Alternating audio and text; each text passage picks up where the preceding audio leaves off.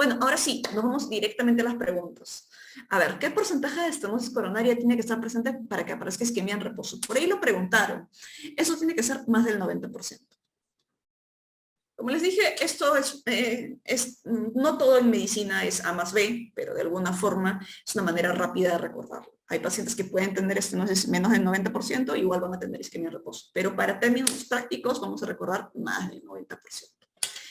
¿Qué arteria irriga la parte anterior y lateral del ventrículo izquierdo? Entonces, si recordábamos un poco acerca de la irrigación, recordamos que existían 3 arterias coronarias, coronaria derecha, descendente anterior y circunfleja. Vamos a recordar que la descendente anterior, siempre que digan pared anterior, septum interventricular y algunas porciones de la zona lateral, no es que sea la principal, pero algunas porciones de la zona lateral, vamos a recordar que ¿quién va a ser? La descendente anterior. Siempre que me hablen de pared anterior o septum interventricular, suele ser la descendente anterior. Otro punto muy importante que no les había comentado, en el electrocardiograma, existen derivadas. Normalmente cuando nosotros tomamos un electrocardiograma, recordemos que son 12 derivadas. 12 derivadas que son 12 fotos del corazón desde distintos lados. Estoy tomando fotos del corazón desde distintas partes para poder ver distintas partes del corazón. ¿Por qué es importante esto? A ver, recordemos, las derivadas B1 y B2, que son las derivadas precordiales, me permiten ver todo lo que sucede en la parte septal del corazón.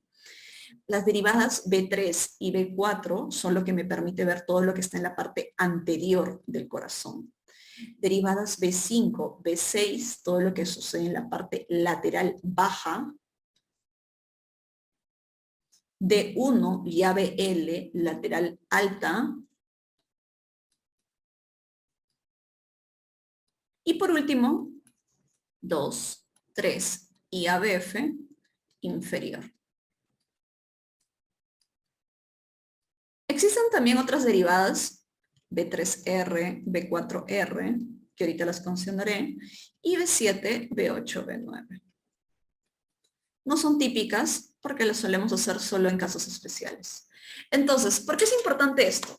En primer lugar, porque como les dije, el electrocardiograma es el examen, la herramienta más importante en un paciente con síndrome coronario agudo. Tengo que realizarlo inmediatamente para identificar si es un síndrome coronario con elevación o sin elevación del segmento CT. Dijimos también que en los síndromes coronarios agudos con elevación del segmento CT, el evento es oclusivo de manera total. Entonces, y posiblemente voy a poder identificar cuál es la arteria responsable del infarto, cuál es la arteria que está ocluida. Y esto lo voy a identificar, ¿por qué? Por el electrocardiograma. En el electrocardiograma existe algo que se llama derivadas contiguas. Entonces, y esto lo que le he puesto acá son derivadas contiguas. B1 y B2 son derivadas contiguas. B3 y B4 son derivadas contiguas. B5 y B6, D1 a BL y 2, 3 a F. Todas esas son derivadas contiguas. Es decir, si yo observo una elevación del segmento ST y lo observo en B1 y B2, diré, perfecto, el paciente está presentando una elevación del segmento ST en 2 o más derivadas contiguas, esa es la definición, y lo está presentando a nivel septal. Entonces, eso es un síndrome coronario agudo septal. Perfecto. Diagnóstico electrocardiográfico excelente. Si estoy viendo que esta elevación del segmento ST no es solo a nivel de B1, B2, sino también de B3 y B4, digo, uy, estoy teniendo compromiso de la elevación del segmento ST en 2 o más derivadas contiguas que posiblemente corresponda a una irrigación de la descendente anterior. Síndrome coronario ST elevado a nivel septo anterior o anteroseptal, que es más común que lo mencionemos así, anteroseptal. Posible compromiso de la descendente anterior. Entonces, B5, B6, ya podemos tener todavía un compromiso de la descendente anterior en su porción distal o puede estar involucrada con B1, B2, B3, B4 y elevación de B5, B6. Ahí cuando diremos es un síndrome coronario anterolateral o anterior extenso, también lo comentamos. ¿Compromiso de quién? De la descendente anterior. Si solo suele ser una elevación de D1 y ABL, ahí es donde diremos, uy, posiblemente la circunfleja, ¿no? Recordemos que la circunfleja se iba, apenas nacía, se iba para la porción lateral, por el surco aurículo ventricular izquierdo. Entonces, pero siempre tiene que haber una elevación del segmento ST en dos o más derivadas contiguas. No puede ser que yo encuentre una elevación en B1, solo en B1, y una elevación en D3 y diga, ah, no, este es un síndrome coronario ST elevado. No, porque siempre tiene que estar la elevación del segmento ST en dos o más derivadas contiguas. Por ejemplo, si ya dijimos que la porción septal está irrigada por la descendente anterior en su porción anterior, la septal anterior, pues no voy a poder tener un compromiso de la septal y además un compromiso de la cara inferior, que suele ser irrigada por la coronaria derecha. Entonces, es inusual tener compromiso de dos arterias en un mismo evento. Tiene que haber dos o más una elevación del segmento ST en dos o más derivadas contiguas, por eso se dice contiguas. Y estos son los que explicamos como derivadas contiguas. Por ejemplo, si tengo una elevación del segmento ST en 2 y ABF, yo digo, ah, perfecto, es un síndrome coronario con elevación del ST inferior. Posible compromiso de la coronaria derecha. Entonces, y como les dije, estas últimas derivadas son derivadas especiales, no las usamos rutinariamente, y el B3 y B4 simplemente porque lo colocamos en el lado derecho, el mismo B3 y el mismo B4, pero para el lado derecho. ¿Y por qué? Por la sospecha de un infarto de ventrículo derecho. Cuando ustedes vean un infarto inferior, pueden pedirle siempre unas derivadas derechas para descartar un infarto de ventrículo derecho. Y en el B7, B8, B9 suele ser infartos posteriores. Entonces, ¿y cómo se traduce? Porque yo muchas veces veo de infradesnivel de segmento ST en B1, B2, B3 y digo, uy, esto me puede estar hablando lo que está sucediendo en la cara posterior. ¿Cuál es la cara posterior? B7, B8, B9. Y ustedes le toman a este paciente que tiene infradesnivel del segmento ST en B1, B2, B3, le toman estas derivadas y ahí van a encontrar el supradesnivel. Y al final, ¿cómo lo catalogo, doctora? Lo catalogo como un síndrome coronario ST elevado posterior. Entonces, pero esos son truquitos que nosotros usualmente utilizamos. Sí, cuando tenemos esa sospecha, síndrome coronario infarto inferior, solemos tomar estas derivadas derechas. Síndrome coronario con infradesnivel en B1, B2, B3, solemos tomar derivadas posteriores. Porque al final, ustedes saben, ustedes dirán, no, pero al final es un Zika, pues doctora. No, el Zika es distinto si es un Zika ST elevado a si es un Zika ST no elevado. ¿Por qué? Por el grado de mortalidad que tiene cada uno de ellos, por el grado de riesgo que tiene cada uno de ellos. Entonces, sigamos, con eso podemos seguir avanzando. Cuando se produce el dolor de forma característica en la angina Prinzmetal, angina de Prinzmetal, a ver, angina Prinzmetal o también llamada angina vasoespástica. ¿Qué significa vasoespástica? Que va a suceder por un espasmo. Entonces, usualmente, no va a tener este evento de placa. La placa aterosclerótica que estábamos comentando en la cardiopatía isquémica pudiera no estar. Va a ser usualmente un vaso normal, pero por efectos de vasoespasmo, que puede ser cocaína, algún estímulo adrenérgico, cigarrillos, que el paciente va a tener un evento de vasoespasmo. Obviamente que esto es muy propio del paciente, ¿no? Es su susceptibilidad. Entonces, y este tipo de angina de Prinzmetal suele ser súbita, como decimos, bajo el efecto de estos factores de riesgo y se suele presentar ¿dónde? En la noche y en reposo. ¿Cómo va a presentarse? Como angina, pero usualmente les van a decir, paciente que presenta dolor súbito en la noche con el frío o en reposo, noche, frío y reposo. Esa es la característica. Después de haber consumido cocaína o después de haber estado bajo el estímulo de sustancias, no sé, de cigarrillos y que alivia, ¿cuál es la medicación que solemos dar acá? Nitratos o calcioantagonistas. ¿Cuál sería su primer tratamiento de elección? Nitratos o calcioantagonistas. Entonces, de ahí, ¿cuáles son los tipos de angina inestable? Uy, eso utilizamos antes. A ver, los tipos de angina inestable lo vamos a dividir en 4. 1, la angina reposo.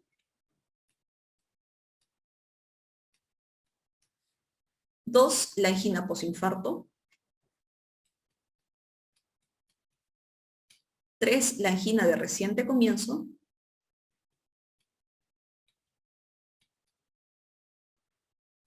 Y 4, la angina acelerada. Como vemos, en todos los casos es angina. Reposo, pues, como ustedes lo entenderán, surge de manera en el reposo. Posinfarto es porque dentro del contexto de un síndrome coronario agudo, el paciente llegó porque le dolía el pecho, lo lograron calmar, le dieron algo para calmarlo, pero después de 24 horas vuelve a aparecer otro evento de dolor. Entonces a eso llamamos angina posinfarto. Entonces suele aparecer luego de 24 horas y me traduce que existe un daño miocárdico en riesgo. Entonces, que posiblemente este paciente, si lo traté con una angioplastía coronaria, está volviendo a ocluirse, o si no lo traté, porque pues no tuve las medidas, no tuve las herramientas, tiene que ir inmediatamente a una estrategia de cateterismo porque tiene un área en riesgo bastante grande. De ahí, angina de reciente comienzo. Suelen ser estas anginas que surgen en menos, perdón, vamos a borrar esta parte, en menos de 2 meses, y que suele presentarse con una clase funcional mayor de 3. Y una angina acelerada, que usualmente de la misma manera, también por el tiempo, suele presentarse una clase funcional de 3 a más y que progresa rápidamente a una angina a reposo. Nosotros cuando hablamos de angina, una vez identificado que es una angina, tratamos de estratificarlo. Y esta estratificación lo utilizamos con una sociedad, así como todo que utilizamos scores de estratificación, existe un score de estratificación canadiense. Es bastante común, es bastante usual, es bastante solicitado y lo podemos decir, este paciente tiene una angina típica clase funcional canadiense 1 o 2 o 3 o 4. ¿Qué es lo que nos define? Igual, a mayor número, mayor de alguna forma mayor afectación. Vamos a tener que la 4 es al reposo, la 3 es a menos de 200 metros, la 2 son pacientes que pueden caminar y pueden caminar usualmente más de 200 metros. Y la 1 es que es una angina típica, pero a esfuerzos muy extenuantes. Entonces, tenemos esta clasificación, usualmente las que se presentan de 3 a más, va a depender del tiempo con el que se presenten o que, por ejemplo, es un paciente que normalmente no se conocía con dolor de pecho y que cuando le empezó a doler rápidamente progresó a una angina 3. Entonces, en ese caso yo diré, uy, es un paciente que recién le está empezando a doler, no se conocía con dolor, y cuando ya le está doliendo, le está empezando a doler como una angina de grado 3. Entonces ese paciente es catalogado como una angina inestable. Lo corroboro con las enzimas cardíacas para saber si están positivas o negativas. En el otro caso, una angina acelerada. Entonces, en este caso es un paciente que sí se conocía con dolor de pecho, pero posiblemente era un paciente que te decía, ¿sabe qué? Para mí solo me dolía cuando yo corría maratones o me dolía cuando, pues, después de un trabajo de todo el día. Pero ahora este dolor que antes era a esfuerzos físicos extenuantes, medianos, ahora me duele al caminar, al ir al baño, al ir al cuarto, al intentar cambiarme. Entonces tú ya te das cuenta que son un paciente con posible cardiopatía isquémica en el cual está viendo una progresión acelerada de sus síntomas. Y porque lo estás catalogando como un score canadiense 3 o 4. Igual, catalogado como ¿qué? Como una angina inestable. Sigamos. ¿Cómo es el dolor torácico típico del infarto miocárdico? Eso ya lo saben ustedes. Incluye 3 características importantes. Cómo se presentan las características del dolor, cómo se desencadenan y cómo alivian. La clasificación de Kilip y Kimball del compromiso hemodinámico. ¿A qué corresponde el grado 4? Ya saben, choque cardiogénico. Ya lo sabían. 1, 2, 3 y 4. El 4 es el de mayor mortalidad. Llega hasta un 81% de mortalidad intrahospitalaria.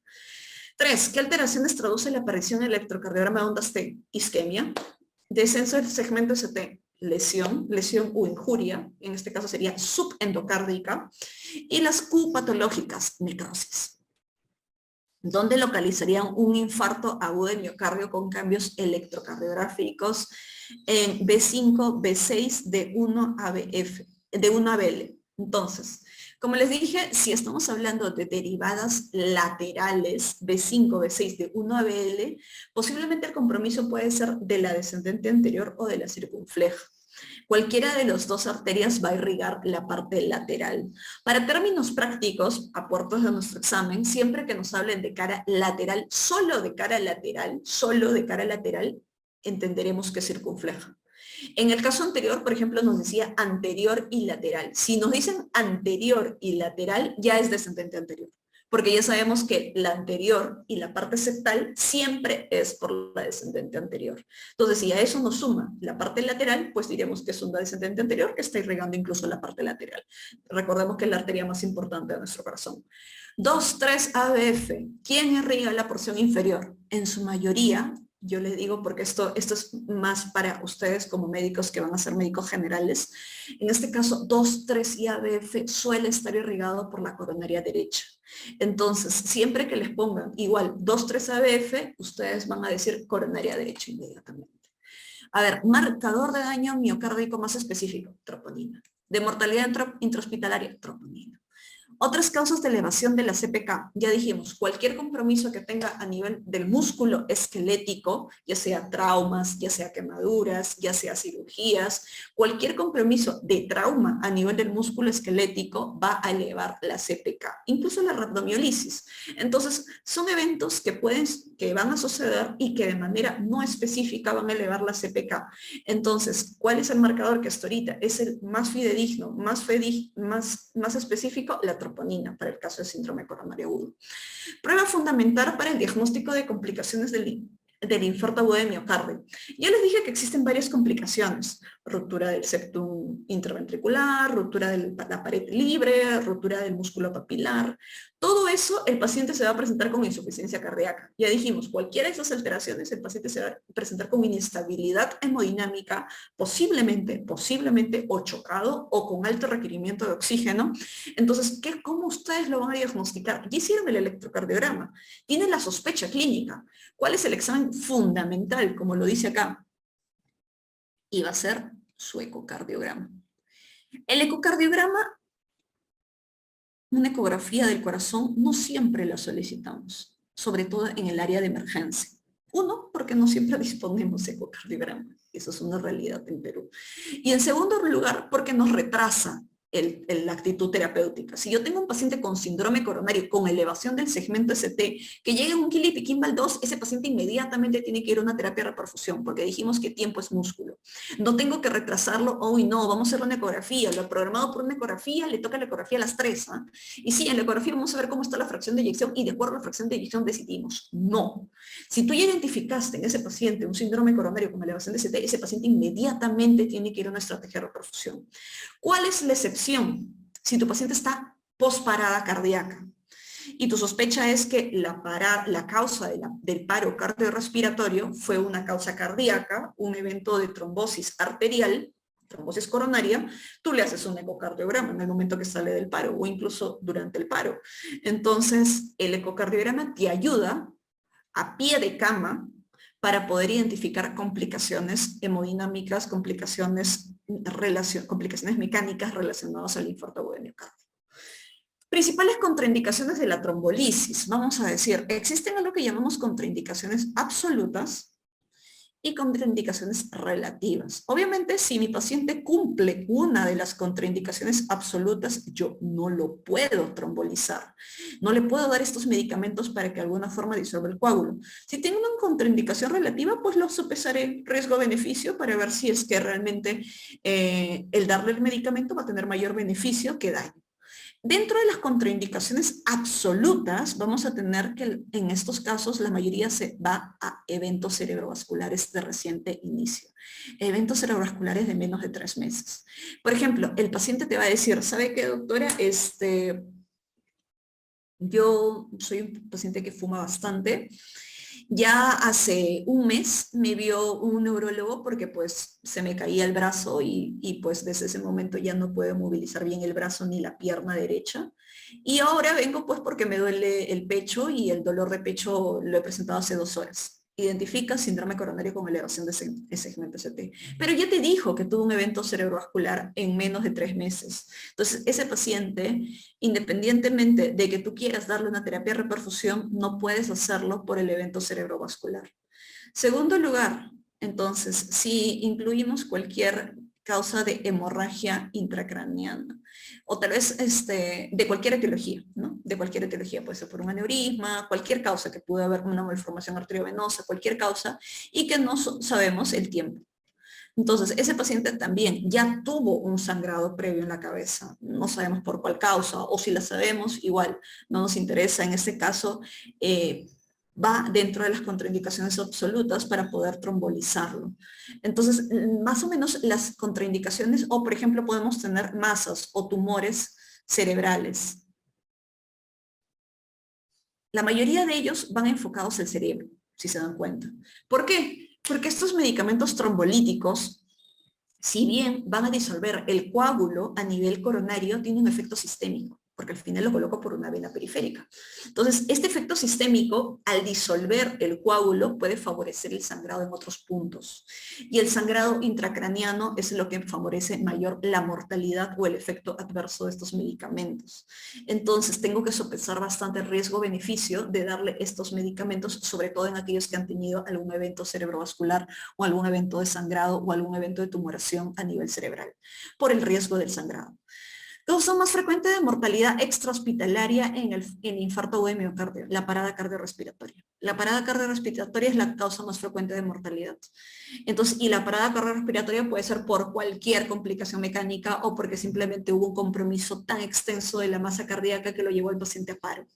EKG en el aneurisma ventricular. ¿Cuál es el EKG en el aneurisma? Dijimos que el aneurisma conforma parte de las complicaciones mecánicas, en el cual vamos a tener un compromiso de las 3 capas. Entonces, ¿qué es lo que voy a ver en el aneurisma? Vamos a ver una elevación del ST persistentemente. Y resalto lo de persistentemente. ¿Por qué? Porque nosotros ya vimos que el electrocardiograma en el ST elevado es dinámico.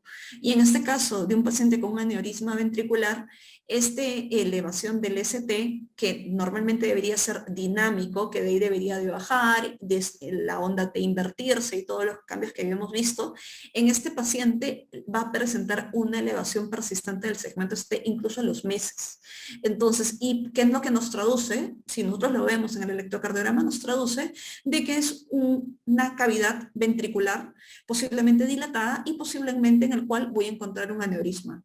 Entonces, y estos aneurismas a consecuencia de una complicación, del infarto agudo de miocardio.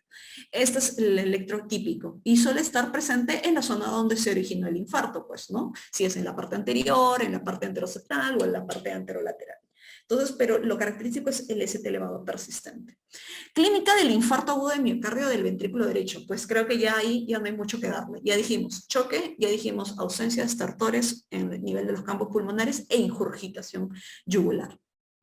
El infarto de ventrículo derecho es una complicación frecuente del infarto de miocardio de sí, sobre todo por compromiso de quién, de la arteria coronaria derecha. Por eso en los pacientes con infarto con compromiso de 2-3 ABF suelo pedirle derivadas derechas. Tratamiento de elección en la angina de Prinzmetal, ya lo dijimos con nitratos o calcioantagonistas. ¿Qué vasos son de elección para realizar la cirugía de bypass coronario? Bueno, entonces, cuando tenemos un paciente con infarto agudo de miocardio, vamos a tener 3 estrategias.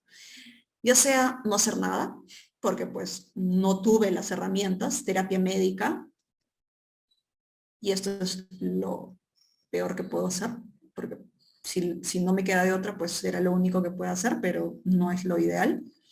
En segundo lugar, vamos a tener la angioplastía coronaria, que como le dije, es una estrategia semi-invasiva en la cual verifico cuál es la arteria que se encuentra dañada o enferma y sobre la cual mejoro el flujo sanguíneo. Y en tercer lugar, voy a tener la cirugía de bypass coronario. Entonces, no todos los pacientes van a una cirugía de corazón, entonces no todos llegan a esto. Va a haber algunas condiciones clínicas del paciente para que favorezcan que vaya a una cirugía de bypass. Sobre todo aquellos pacientes que tienen una enfermedad en varios vasos, que no es susceptible en más de uno, o sea, pueden estar tener en 2 o en los 3 vasos, que no es susceptible de tratamiento por la angioplastía coronaria. Entonces, ¿qué vasos son de elección para realizar? Como vamos a tener cirugía de bypass, vamos a tener una anastomosis de una arteria que posiblemente esté bien, que va a llevar sangre a estas arterias coronarias que están enfermas. Y la cirugía de bypass, usualmente, como dijimos, utilizamos puentes, que son anastomosis. Entonces, para llegar a los vasos nativos, a las arterias coronarias. Dentro de estos puentes podemos tener puentes arteriales y puentes venosos. Los puentes arteriales son de elección. ¿Por qué? ¿Por qué los puentes arteriales son de elección para la anastomosis con las arterias coronarias? Porque tienen mayor duración. Y eso creo que es el punto más importante. Van a durar más que los puentes venosos. Y desde ese punto de vista me va a favorecer una mayor sobrevida en el paciente. Entonces, y cuando hablamos de puentes arteriales, vamos a tener la arteria mamaria interna, ya sea izquierda o derecha. Usualmente suele ser la izquierda por temas técnicos, pero puede ser cualquiera de las dos, o una arteria radial. Pero cualquiera de los casos, ustedes solo tienen que recordar que las arterias, los puentes arteriales son los de elección para la cirugía de bypass. Tratamiento de revascularización de elección en enfermedad de tres vasos y con afectación del tronco coronario izquierdo. Cuando tenemos este compromiso, que es más de un vaso, que suele ser un compromiso complejo, sobre todo en un paciente joven en el cual espero una mayor sobrevida, entonces suelo ofrecerle a este grupo de pacientes una cirugía de bypass. Como le digo, esta elección no es A o B, o no es tiro la moneda y veamos, no, sino que es una decisión que muchas veces lo hacemos con un conjunto de médicos, que es lo que llamamos un heart team, en el cual se incluye el cardiólogo, el cirujano, el hemodinamista, y entre todos decidimos cuál es la mejor estrategia para el paciente. Pero cuando son lesiones tan complejas que no solo involucra a una arteria, sino involucra a las tres posiblemente, y son lesiones incluso en bifurcación, tratamos de sopesar para la balanza para la cirugía de bypass.